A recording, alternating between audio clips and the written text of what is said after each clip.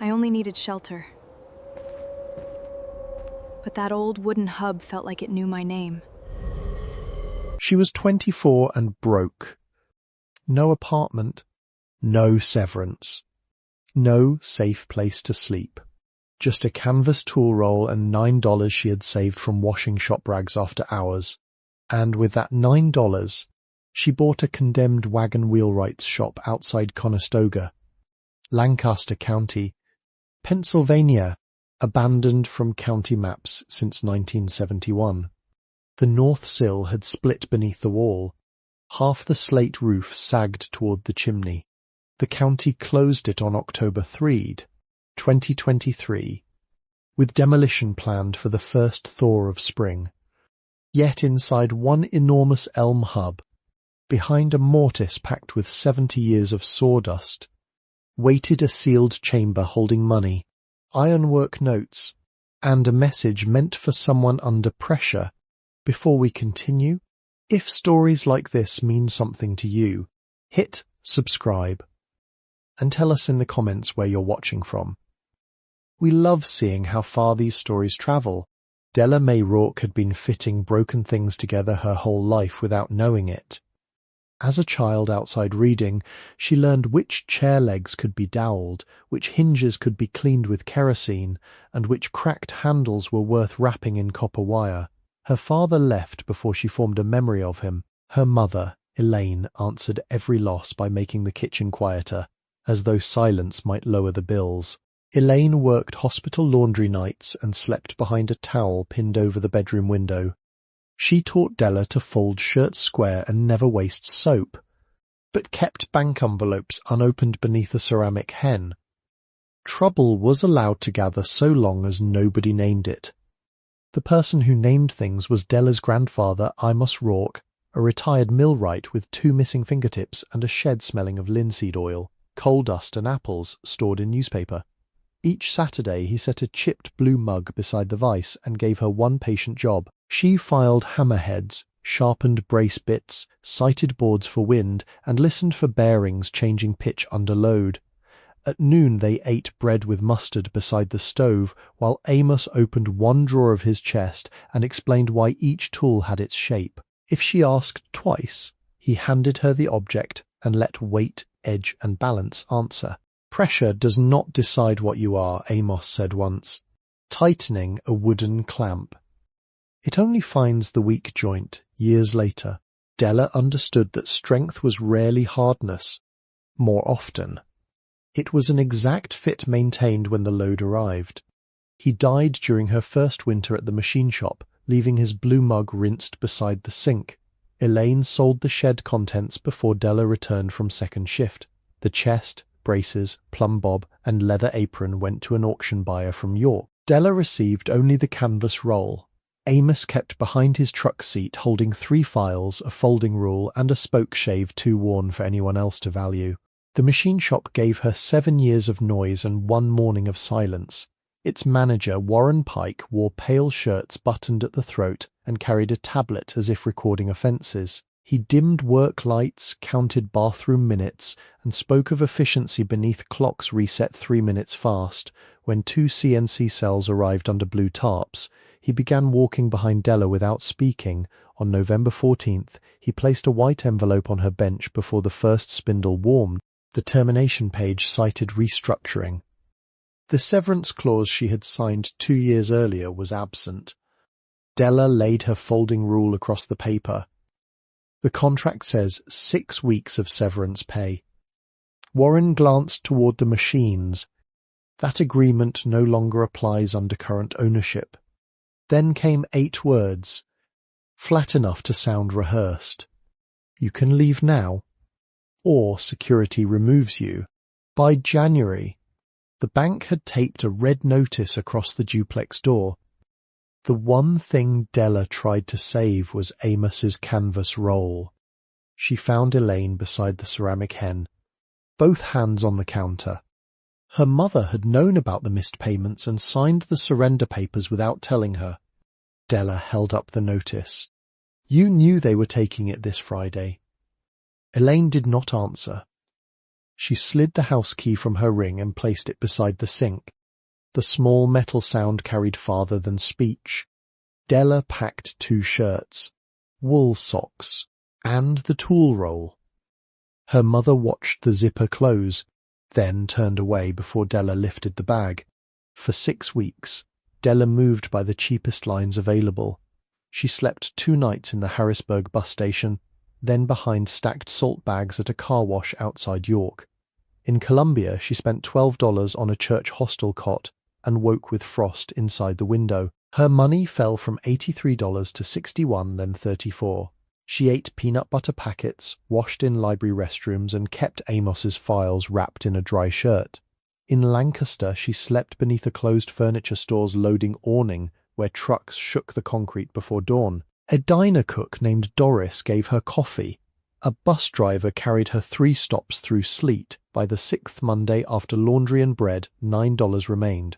That afternoon she entered the Lancaster Public Library to warm her hands.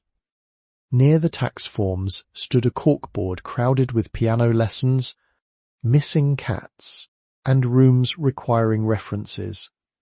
One index card had been typed on an old ribbon machine. County disposal. Abandoned Wheelwright shop. Conestoga Township. ASIS.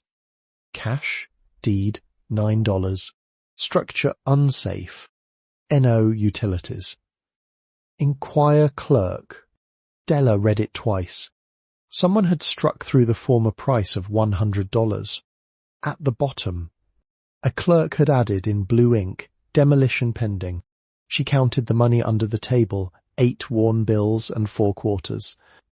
Outside, freezing rain ticked against the glass.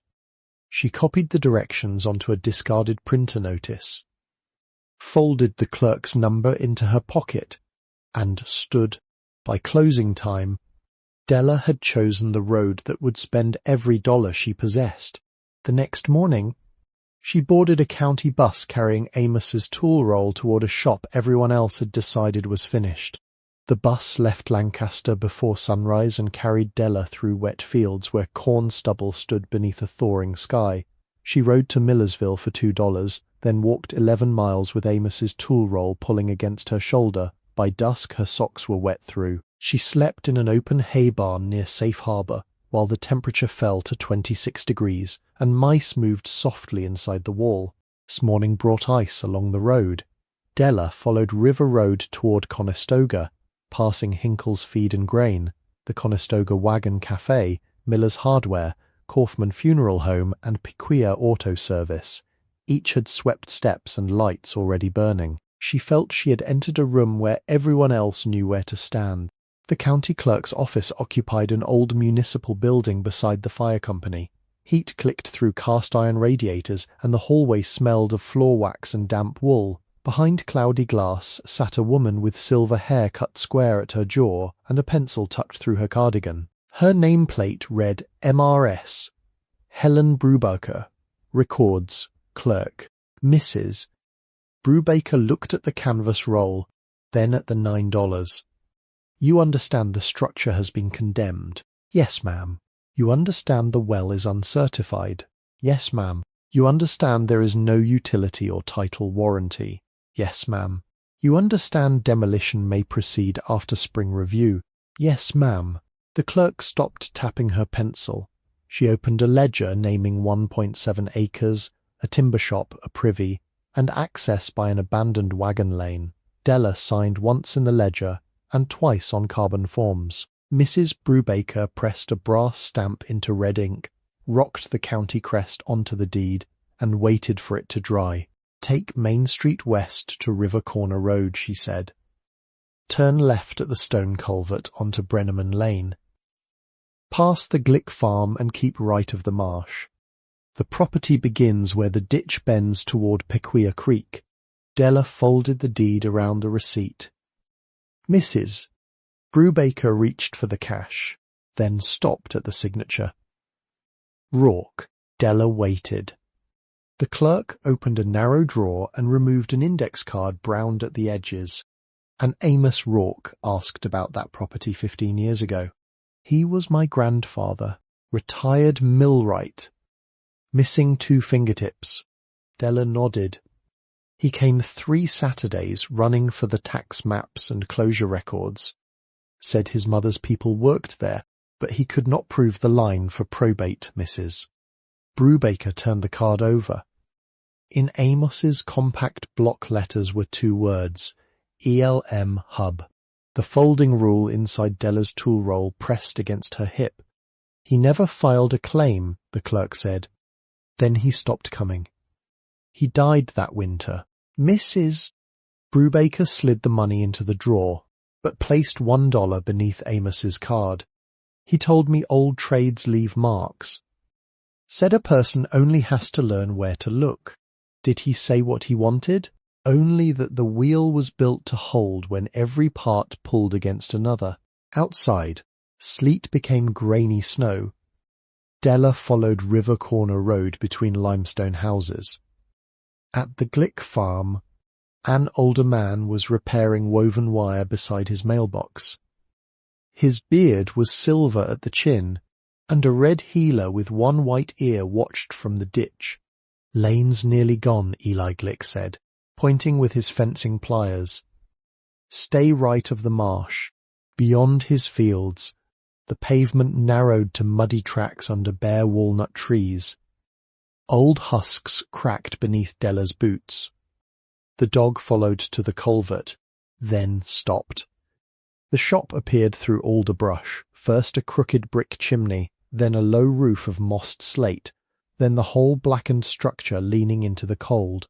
It was about 30 feet long and 18 wide, framed in oak and skinned with chestnut boards patched by rusted tin. The north corner had settled 6 inches. Above the double doors hung a faded sign showing only 3 letters, WHE.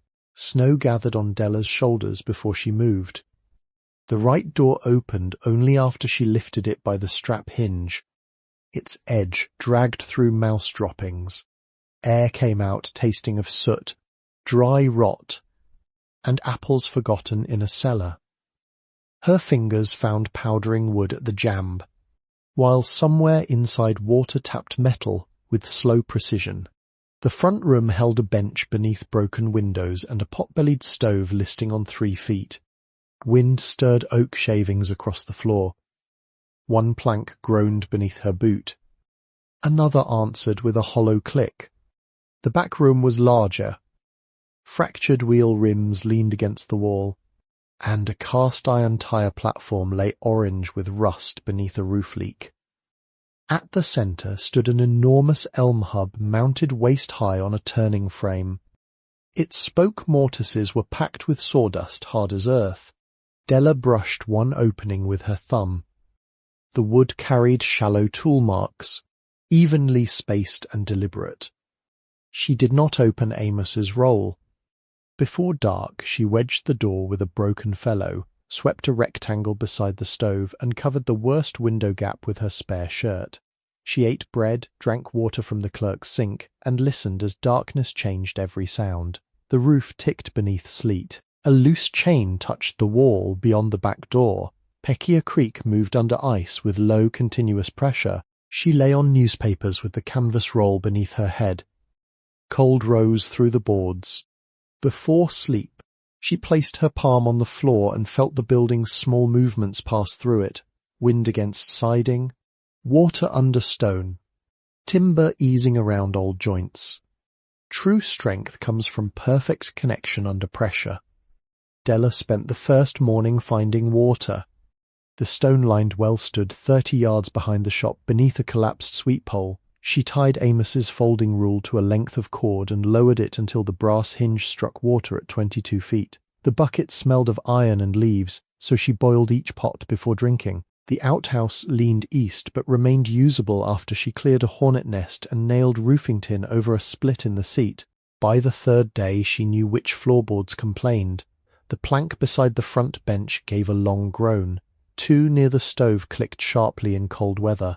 The broad boards around the wheel frame remained quiet, though one seemed to answer her steps half a moment late. She marked unsafe places with chalk and learned to cross the room after dark without waking every joint. Miller's hardware was narrow, warm, and crowded to the ceiling. Drawers of screws rose behind the counter, and the air carried paraffin, fertilizer, and sharpened steel. Its owner, Vernon Miller, had one eyebrow burned white from an old furnace flare. He listened while Della described the chimney, the well, and the broken windows. "What do you have for money?" "Nothing after this morning." Vernon pressed both hands against the counter. "Then we call it credit until March." "I cannot promise March." "Promise you will write down every item." He opened a ledger under her name and slid across a dog-eared book titled Repairs for the Farm and Homestead. "Free," he said.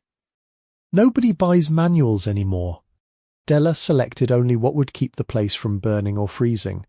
A chimney brush for $11.75, 25 feet of fiberglass rod for $8.40, stove cement for $4.25, a galvanized pail for $3.60, 5 feet of black stovepipe for $9.80, and a box of heavy work gloves for $6.15. Vernon entered each price in blue pencil, then added 2 candles without writing them down. She began with the chimney because fire could not be trusted through an unknown passage. From the roof, she removed 3 slate fragments and found the clay flue narrowed by creosote. She tied a wrench below the round brush for weight, fed the rods down 6 feet at a time, and worked them with short quarter turns so the bristles scraped rather than skipped. Black flakes fell into the stove opening.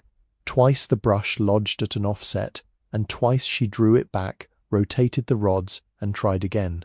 After 4 hours, a mass of glazed creosote broke loose with a sound like crockery dropped in a cellar. It filled half the galvanized pail. She worked another 3 hours, then passed a lantern behind the cleanout and saw an open column of light above it. Cracks around the collar received stove cement, pressed in with a wet putty knife. She waited overnight. The next afternoon she built a test fire from walnut twigs, no thicker than her thumb. Smoke hesitated at the stove door, then rose. She added 2 dry splits and watched the pipe darken evenly without leaking. By dusk, heat had reached the front windows. Della cooked oats in the pail after washing it with sand and boiling water. She ate sitting on an overturned spoke rack, holding the warm metal between her gloves. It was the first hot meal she had prepared since losing the duplex. The restored fire changed the workroom. Tools emerged from shadow in deliberate shapes. A great wooden hub lathe with an iron crank, 2 spoke shaves hanging above the bench, a traveller wheel for measuring circumference, a heavy tire dog, a scorched quenching trough, 6 wooden patterns for fellows, and a dish-shaped cast-iron platform where tires had once been heated. Under the bench rested a mortising chisel almost 2 inches wide, its handle polished black by hands. Della cleaned each object without moving it far. She brushed rust with oil and burlap, swept mouse nests from the lathe bed, and rubbed beeswax into the spoke shaves. On the wall, pencil figures survived beneath soot, wheel diameters, hub lengths, and fractions written with careful downward strokes. The enormous elm hub at the centre resisted every attempt to shift it. It measured nearly 30 inches long and 22 across, larger than any wagon hub she had seen. 8 spoke mortises had been cut around its middle. 7 were empty and dark. The 8th was filled with compacted sawdust level with the rim. Della inserted the narrow end of Amos's folding rule. It entered less than an inch. She tapped the hub with the handle of the mortising chisel. The solid sections answered with a dull wooden knock. Around the filled mortise, the sound sharpened. She struck the opposite side, then returned to the first place. Hollow. She removed the sawdust with a spoon, working along the grain so she would not damage the mortise walls. The upper layer came free in dry curls. Beneath it lay darker dust mixed with wax. After 3 inches, the spoon touched something smooth. Della angled a candle near the opening.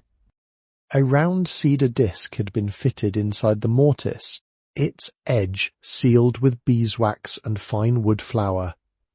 2 tiny holes faced each other near the rim, too exact to be insect work. She bent a scrap of wire into hooks and inserted both ends. The disc did not move. She warmed the surrounding elm with a cloth dipped in water from the stove, waited for the outer wood to swell slightly, then pulled again. The seal released with a soft breath. Behind the disc was a narrow compartment running toward the center of the hub. Della did not reach into it immediately. She laid a clean flour sack beneath the opening, brought the lantern closer, and checked for nails, glass, or nesting animals. The cavity smelled of cedar and cold metal. The first bundle was wrapped in oiled linen. Inside lay a small Wheelwright's adze with a curved edge, 2 spoon bits, a steel traveller, and a brass-bound spoke gauge. Each had been coated in tallow before storage. Their surfaces held no active rust. The second package contained straight-grained oak spoke blanks, cut small for practice, and 3 strips of elm marked with ratios in fading ink. Beneath them rested a slim handwritten manual tied with waxed thread. Its cover read fire, water, and iron. At the rear of the cavity sat a rectangular tin box. Della drew it forward using the hooked wire. It was heavier than its size suggested and sealed around the lid with a strip of tarred cloth. She cut the cloth along one corner with Amos's worn file, lifted the lid, and found rows of paper packets separated by cedar slats. The first held silver dollars wrapped in newspaper dated 1948. The second contained $half, most of them worn smooth at the eagle's breast. Smaller envelopes held quarters and Indian head cents. Beneath the coins were folded banknotes bound in cotton tape, their edges aligned as precisely as stacked fellows. Della counted on the workbench. She made columns on the back of the county demolition notice, checked every packet twice, then counted the bills a third time after midnight. The total was $41,200. Near the bottom lay a World War I victory medal dated 1919, its rainbow ribbon faded almost grey. Under it rested one carved oak spoke, no longer than her hand. Along the flat was a sentence cut in narrow letters. True strength comes from perfect connection under pressure. The manual lay beneath the spoke. A sealed letter rested beneath the manual, addressed in brown ink to my dear one, whoever you are. Della did not open it. She returned the money to the tin, wrapped the tools, and carried the letter outside. The night had cleared. Ice loosened along Piquia Creek and moved beneath the surface with a deep, shifting murmur. She sat on the bank until the candle in the shop window burned low. The letter remained unopened between her hands. True strength comes from perfect connection under pressure. At first light, Della carried the envelope to the workbench and set it beside Amos's folding rule. The brown ink had faded unevenly, yet the downward strokes were unmistakable. Amos had copied that hand when he labelled drawers, marked bearing clearances, and wrote her name inside the canvas roll. Whoever sealed the letter had taught him how careful writing should look. Della warmed her fingers around the tin cup, broke the wax with the edge of the spoke gauge, and unfolded 4 pages. My dear one, whoever you are, if you have found this letter, then you have opened the elm hub without splitting the mortise, which tells me more about you than any name could. A hurried person would have ruined it. A greedy person would have reached past the tools. You took your time, and so I will trust you with what remains. My name is Miriam Rourke Heller. In March of 1948, Dr. Samuel Keene at Lancaster General Hospital told me the weakness in my heart would not improve. He advised me to settle my accounts and avoid heavy work. I have obeyed the first instruction better than the second. The shop began with Elias Rourke, born in 1811 near Downingtown, who came to Conestoga in 1836 and built wagon wheels for freight roads west. His daughter Anna, born here in 1842, learned to fit spokes and kept the books after three brothers left for Ohio. Anna's son, Thomas Heller, born in 1866, rebuilt the forge after the flood of 1889. I was born in 1878 and took the tire hammer from Thomas when his hand stiffened in 1916. 4 generations, working the same elm, oak, flame and water. My husband, Daniel Heller, was lost in France during the Meuse-Argonne fighting in October 1918.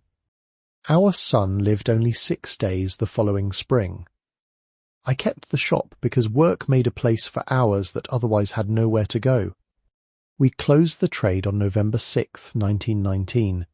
Trucks had begun carrying the loads once given to wagons, and men no longer waited for a hand-fitted wheel. After that date, the forge remained cold for more than 30 years. I swept the rooms, oiled the tools, and listened to the timber settle around an honest silence. The small manual contains what must not be guessed. Bore an elm hub only after its moisture has fallen below 14%. Set oak spokes with 1 part hide glue to 1 part hot water by weight, never boiling. Heat an iron tire until a dark red runs evenly around it, approximately 1100 degrees, then fit it within 40 seconds.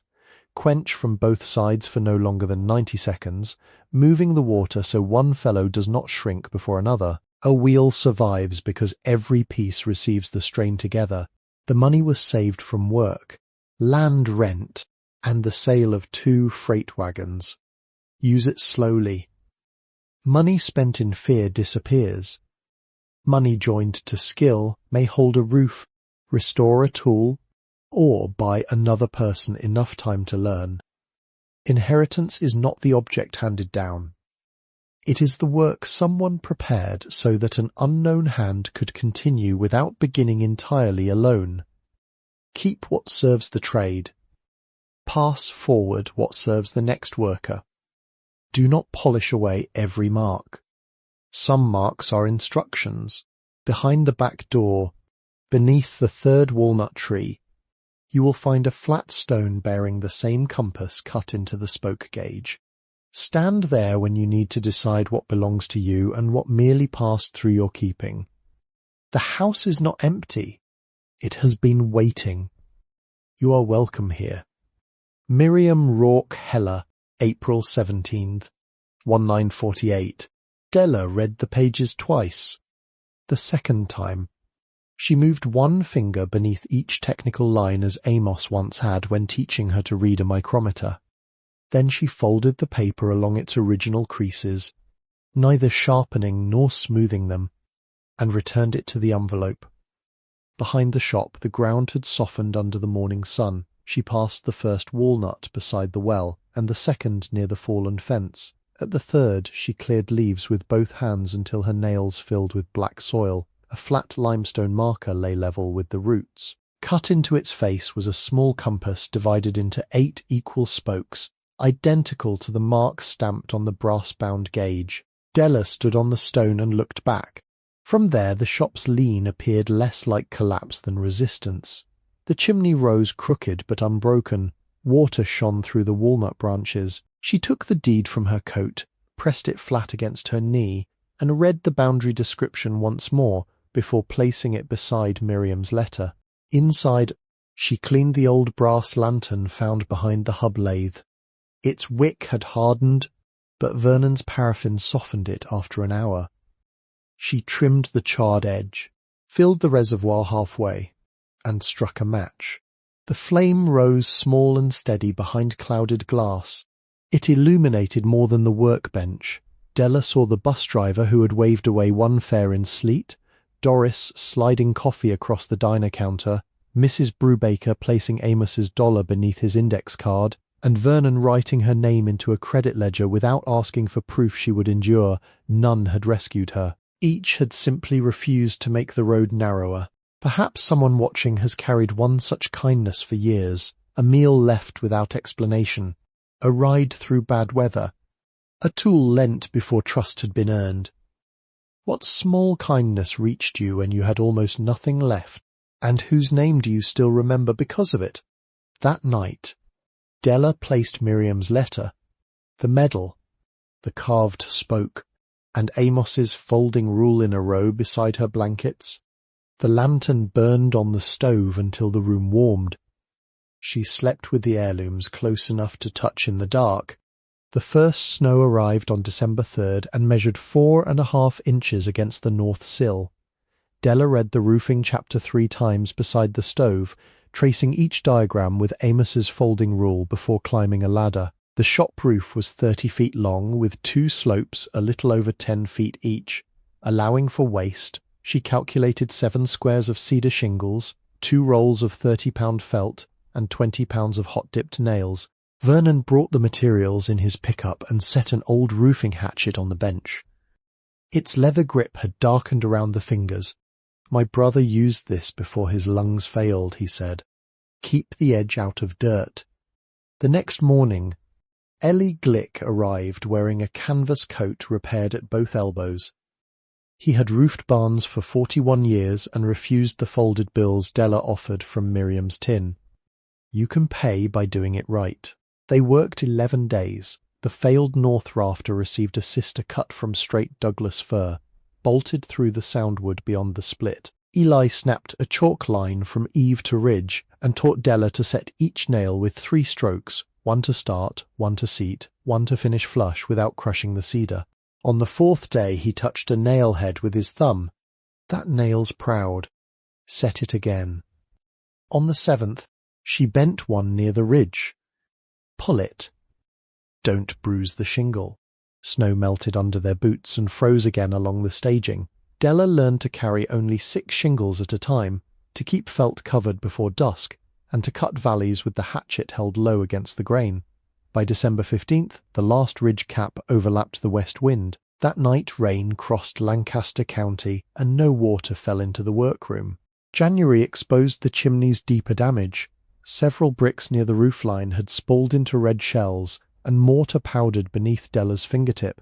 She removed only what had failed, numbered the sound bricks in chalk, and mixed hydraulic lime with washed sand at 1 part to 2.5. Around the flue, she added fire clay at 1 part to 3 parts lime mortar, enough to resist heat without making the joints harder than the old brick. For 3 weeks temperatures remained in the 20s. Della warmed bricks beside the stove, carried them up in a canvas sling, and covered each day's work with burlap before sunset. She worked barehanded when laying the narrow joints because gloves dulled the pressure of the trowel. Every 15 minutes her fingers went numb. She climbed down, held them around the stovepipe, then returned before the mortar skinned over. One morning, a repaired course shifted when frozen grit broke beneath the staging leg. Della dismantled 6 bricks and rebuilt them before noon. She did not argue with the lost hours. The chimney had already endured people who hurried. On January 27th, she lit a test fire with newspaper, walnut twigs, and 1 dry oak split. Smoke drew clean through the new throat. Outside, it left the chimney in a straight grey column before the wind carried it over the creek. Late January belonged to the floors. Beneath soot and grit were white pine planks fastened with hand-cut rosehead nails, their irregular heads rising like small black seeds. Della drove each loose nail into its original hole with a narrow punch, then rented a random orbit sander from Vernon for $14 a day. She made 3 passes, 80 grit to remove the blackened surface, 120 to level the scratches, and 220 along the grain. At the edges she worked by hand so the sanding pad would not erase saw marks left by the original builders. Dust filled the room despite damp sheets hung across the door. Each evening she swept it into paper sacks and checked the stove for sparks. The first oil coat disappeared into the pine before she reached the far wall. She applied 2 more thin coats with folded linen, allowing each to settle rather than shine. Then she closed the shop for a 48-hour cure. The planks changed from dull grey to dark honey, and in the oldest boards the grain deepened toward mahogany. Tool scars remained visible under the finish. Della could follow the path of dropped hammers, dragged hubs, and boots that had turned around the lathe for generations. There was one bad morning when she opened the door, lifted the sanding block, and could not make her hand begin. She walked to the marsh instead. A great blue heron stood among broken reeds with its neck folded against the cold. Della watched until afternoon while the bird took 3 deliberate steps and did nothing else. She did no work that day. By February, the windows could no longer be postponed. Of the shop's 8 frames, 3 held no glass, 4 were cracked, and 1 preserved a wavy original pane dated by the sash marks to 1788. Della removed that pane last. She laid it flat between wool blankets while repairing the surrounding wood, preserving every bubble and uneven edge. Vernon showed her how to knead DAP 33 glazing putty until it yielded without sticking. She rolled narrow ropes between her palms, pressed them into the rabbets, set the panes against the bedding, and drove glazier's points with the side of a chisel. The final putty bevel sloped cleanly toward the glass, so rain would leave rather than collect. Inside each sash box, she replaced the broken cord with 1/4-inch braided cotton. She fed it over the pulley, lowered the cast-iron counterweight, and tied a figure-8 knot large enough to hold without jamming inside the pocket. The repaired sashes rose with steady resistance and remained wherever she released them. The 8th window was the smallest, facing the walnut trees. Della set the last pane near dusk, smoothed the putty with 1 continuous pull, and wiped the glass with whiting. A chickadee landed on the nearest walnut branch. It leaned forward, black cap bright against the pale sky, and watched her test the sash twice. The window stayed open. By late February, the walls showed every season the shop had survived. Horsehair plaster clung to hand-split oak lath in broad islands, but near the chimney it had separated from the keys and sounded hollow beneath Della's knuckles. Her first patch fell before midnight. The second cracked from corner to corner. The third held for 2 days, then bowed outward when the stove heated the bricks behind it. Della carried the pieces to Vernon, who studied their pale centres and brought down an old feed bag containing horsehair, saved from his brother's plastering years. She mixed lime putty with sharp sand and worked the hair through it until no clump remained. The scored scratch coat pressed between the laths and curled behind them. Over that she laid a 3/8-inch brown coat, then waited the full 72 hours, misting it morning and evening. The finish coat went on 1/8 inch thick beneath a steel trowel. When the final patch dried without moving, Della rested her palm against it. These patches will hold another 100 years. Doris began leaving paper bags on the doorstep before sunrise. She was a broad woman with a silver streak rising from one temple and flour always caught at the cuff of her black cardigan. The bags held soup in jars, heel slices of rye, or eggs wrapped in newspaper. Della carried the 3rd bag back to the cafe with 2 folded bills. Doris pushed the money away with a wooden spoon. "Pay me in candles when the shop reopens." Caleb Glick arrived one Saturday on a red Schwinn bicycle, a splitting maul balanced across the handlebars. He was 16, narrow at the shoulders, and wore safety glasses repaired with green wire. "I can split that walnut before rain," he said. Della offered him $5 after the first chord. He kept both hands around the maul handle. "My mother said, about your grandfather. That was all." He returned the next Saturday and stacked the wood bark side up beneath the eaves. Reverend Boyd walked the lane each morning in a brown overcoat polished shiny at the elbows.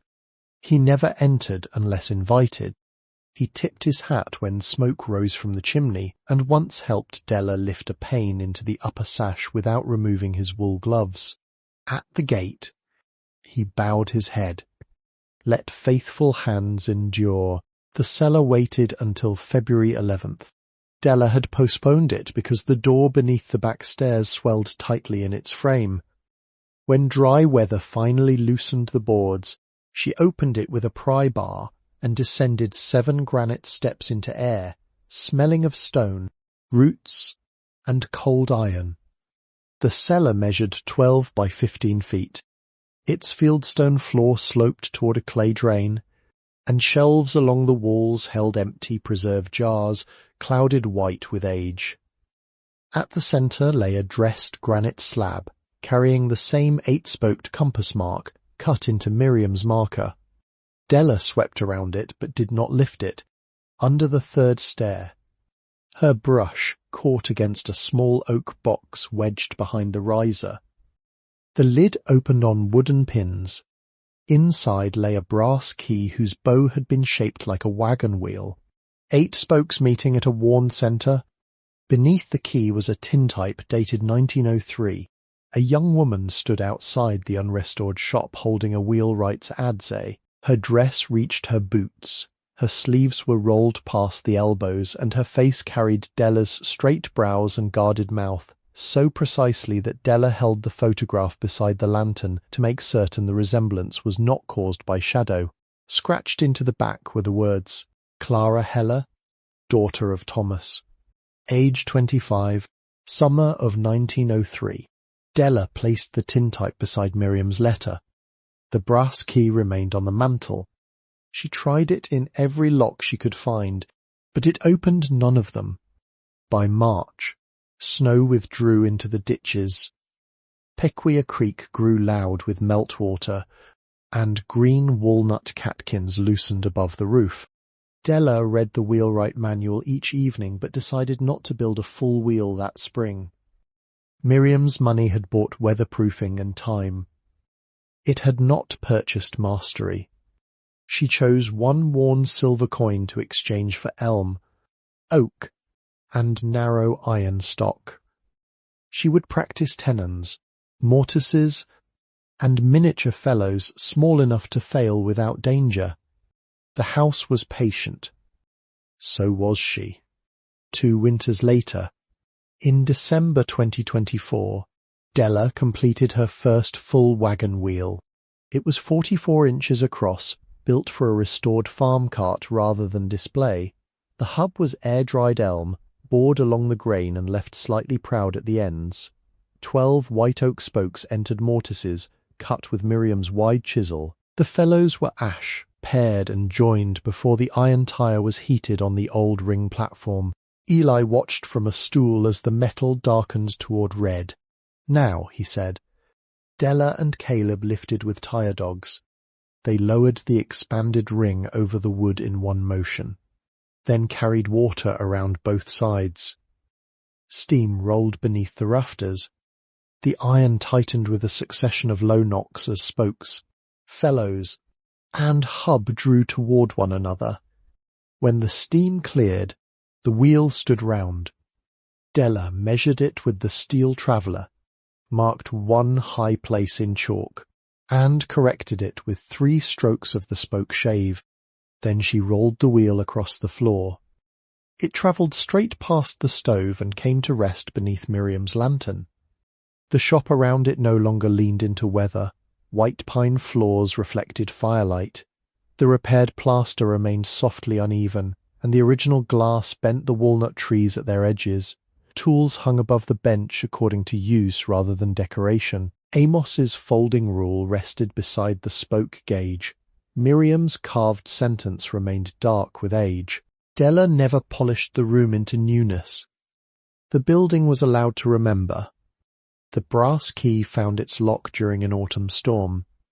Lightning had torn a limb from the 3rd walnut tree, exposing an iron plate set into the trunk where bark had grown over its edges. The plate carried the 8-spoked compass mark. Della brought the key from the mantel and cleared the keyway with a sliver of oak. It turned once. Inside the tree was a narrow copper-lined chamber. Della removed a folded 48-star American flag, dry despite the rain, and a linen envelope dated October 24th, 101 month, night, 1. Tonight 1. Long blanket. Mate Picture this, one comf... Maybe... not... No.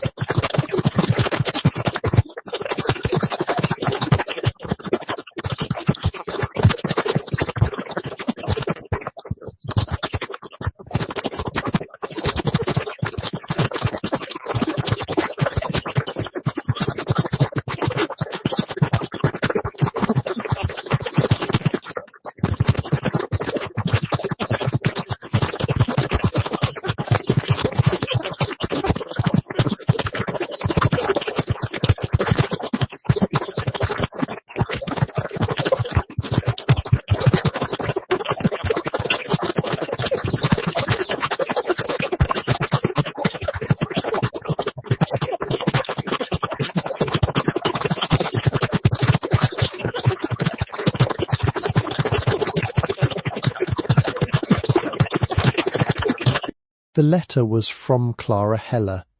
She had written during the Meuse-Argonne campaign, while Miriam waited for Daniel's regiment to return.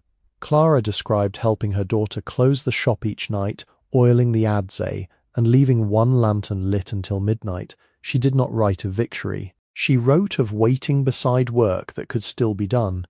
"If Daniel comes home," the note said, "this flag belongs above his bench. If he does not, keep it folded until someone understands that service is not made smaller because it ended far from the place it meant to protect." Clara had placed the key beneath the cellar stair and sealed the flag inside the living walnut. Trusting the tree more than the damp ground, Della refolded the note along Clara's creases. She kept the flag inside Miriam's cedar compartment through winter, wrapped in new archival cloth. The copper chamber in the tree remained empty, its iron plate closed but no longer hidden. On November 11th, 2025, Della carried Daniel Heller's Victory Medal to Conestoga Memorial Cemetery. Reverend Boyd found the family stone beneath lichen, and Caleb cleaned only the carved letters, leaving the weathered surface untouched. At 11 in the morning, Della placed the medal below Daniel's name and unfolded the flag once across her arms. No crowd attended. The creek moved beyond the trees, and a single bell sounded from town. Afterward, she returned the medal to the tin box. It belonged with the letter until another keeper decided differently. Of Miriam's cash, Della spent only 4 coins. One bought the practice lumber, one paid for iron stock, a third purchased the replacement bearing for the hub lathe, and the fourth covered archival sleeves for the letters and tintypes. Ordinary banknotes paid for food, once the shop began taking repair work. The greater part of the $41,200 remained bound in cotton tape. Della returned it to the elm hub. She lined the compartment with fresh cedar, placed the manual and copies of the letters above the money, and sealed the disc with beeswax and wood flour. On its inner face she carved 4 words. For the next one. The shop reopened without a newspaper notice or painted banner. Doris pinned an index card to the cafe corkboard. Wooden wheels repaired. Hand tools sharpened. Patient work accepted. The first customer brought a child's wagon with one loose spoke. The second brought a garden cart stored since 1967. By spring, more than 40 names filled a mailing list kept in Miriam's old ledger. Some wanted repairs. Others asked whether Della taught. She accepted 2 students at a time. They began with grain direction, sharpening, and the difference between forcing a joint and fitting it. No one touched the tire platform until they could cut 12 matching practice tenons. Della charged enough to replace materials and keep the stove lit. Caleb returned in April carrying a sign wrapped in a horse blanket. He had grown broader across the shoulders, though the green wire still repaired his safety glasses. The sign was carved from black walnut, its letters cut by hand and darkened with lamp soot. Rourke and Heller, Wheelwrights, below those words, in smaller letters. Caleb had added, daughters. Della ran her thumb through the final groove. There have not been daughters here for years, she said. Caleb set the sign against the bench. There are now. They hung it beneath the faded board outside, preserving the 3 surviving letters of the original sign above it. Doris brought coffee. Ellie checked the brackets twice. Reverend Boyd tipped his hat from the lane. No photograph was taken. That evening, Della sat at the workbench after the others had gone. She opened a sheet of heavy paper and sharpened Miriam's carpenter pencil with a knife. My dear one, whoever you are. She paused, listening to the stove draw through the repaired chimney. Then she wrote that the roof should be checked after every hard winter, that elm must be allowed to dry without haste, and that the oldest pane should never be replaced merely because its view was uneven. She recorded where the county deed was kept, how to open the hub, and which floorboard near the lathe still answered a step half a moment late. She did not tell the future reader what choice to make with the shop. A true inheritance could not be preserved by commanding the hands that received it. Near midnight, she carried the finished letter to the elm hub, but did not seal it inside. There were still instructions to add, and years she had not lived. Outside, moonlight rested on the walnut branches. The new sign moved slightly in the wind, and through the restored window, the completed wheel cast 12 spoke-shaped shadows across the floor. True strength comes from perfect connection under pressure. Della closed the door without locking it and walked to the limestone marker beneath the 3rd tree. Piquia Creek moved beyond the marsh, carrying cold water toward places she would never see. Behind her, Vone Lantern remained lit. The wagon wheelwright's shop waits. It has always waited. In the county clerk's office, Mrs. Brubaker retired the following spring. Before emptying her desk, she opened the narrow drawer beneath the deed ledger. Amos Rourke's index card remained inside. Under it lay the worn dollar bill from Della's $9 purchase, flattened by years of paper above it. Mrs. Brubaker left both where they were for the next clerk to find.